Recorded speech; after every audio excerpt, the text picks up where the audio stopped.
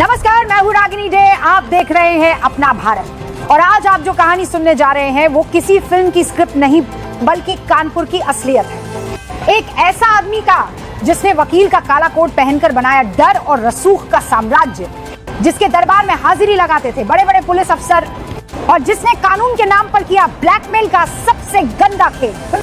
नाम है अखिलेश दुबे और ये है काला कोट का काला खेल। फर्रुखाबाद के गुरु सहायगंज कस्बे का रहने वाला अखिलेश 80 के दशक में कानपुर आया। साइकिल स्टैंड चलाने का छोटा सा काम, पर फिर धीरे धीरे मादक पदार्थों के धंधे में पैर। लेकिन असली मोड़ तब आया जब वो पुलिस का मुखबिर बन गया। गैंगस्टर नीतू नाइक और गोपी नाइक के एनकाउंटर में उसका इनपुट काम आया और यहीं से पुलिस के बड़े अफसरों से सीधी लाइन बन गई।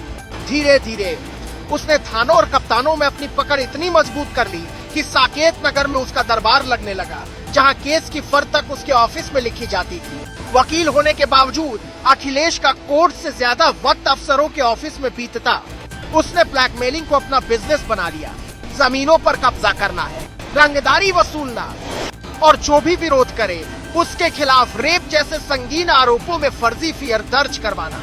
महिलाओं को 50,000 से 1 लाख रुपए देकर झूठे बयान दिलवाए जाते। पीड़ितों को कोर्ट कचहरी के चक्कर में डालकर उनकी कमर तोड़ दी जाती। इस खेल में पुलिस के कुछ अफसर, केडीए के कर्मचारी और कोर्ट के दलाल उसके साथ मिलकर काम करते हैं। उसके रसूख का अंदाजा आप इस बात से लगा सकते हैं कि अपनी बेटी की शादी में उसने 40 से 50 आईपीएस अफसरों को मेहमान बना लिया। कानपुर पुलिस के बड़े बड़े अधिकारी उसके मेहमान बनकर आए और कुछ तो प्लेट तक परोसते दिखे। यानी एक वकील जिसके खिलाफ ब्लैकमेल और फर्जी केस दर्ज करने के आरोप थे, वो अफसरों का वीवीआईपी गेस्ट था।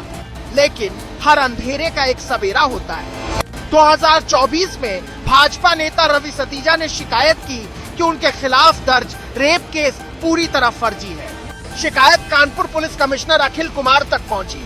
कमिश्नर ने मामले की तह तक जाने के लिए जांच में खुलासा हुआ पिछले कुछ सालों में 54 फर्जी रेप केस दर्ज हुए थे। इनमें से 10 से 12 सीधे अखिलेश दुबे से जुड़े थे। जांच में ये भी सामने आया कि पुलिस की फाइलों में कई केस पूर्व नियोजित थे, यानी पहले से तय कर रखा था कि किसे फंसाना है। जैसे जैसे रिपोर्ट आगे बढ़ी, कई बड़े अफसरों के नाम सामने आए। कुछ ने अखिलेश का बचाव करने की कोशिश की, लेकिन मामला मुख्यमंत्री योगी आदित्यनाथ तक पहुंचा। कमिश्नर अखिल कुमार ने सीएम को अखिलेश के नेटवर्क, जमीनों पर कब्जा और अफसरशाही में पैठ का पूरा सबूत दिखाया। फिर 7 अगस्त 2025 को पुलिस ने ऑपरेशन महाकाल चलाकर अखिलेश दुबे को गिरफ्तार कर लिया।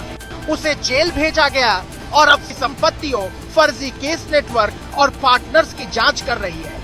कानपुर में 3 दशक तक राज करने वाला ये काला कोट माफिया क्या सच में खत्म हो गया है, या जेल के अंदर से भी उसका नेटवर्क काम करता रहेगा? पुलिस अब उसकी जमीनों के सौदे, बैंक अकाउंट और फर्जी गवाहों के नेटवर्क की परतें उधेड़ रही है।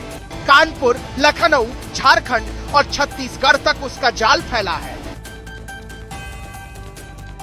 कानून जो इंसाफ का सबसे बड़ा हथियार है, अगर वो किसी के हाथ में हथियार नहीं बल्कि हथकड़ी बन जाए तो शहर की सांसें थम जाती हैं। अखिलेश दुबे की गिरफ्तारी सिर्फ एक शख्स की कहानी नहीं, ये उस सिस्टम की कहानी है जिसमें ताकत, रसूख और डर कभी कभी इंसाफ को कैद कर लेते हैं।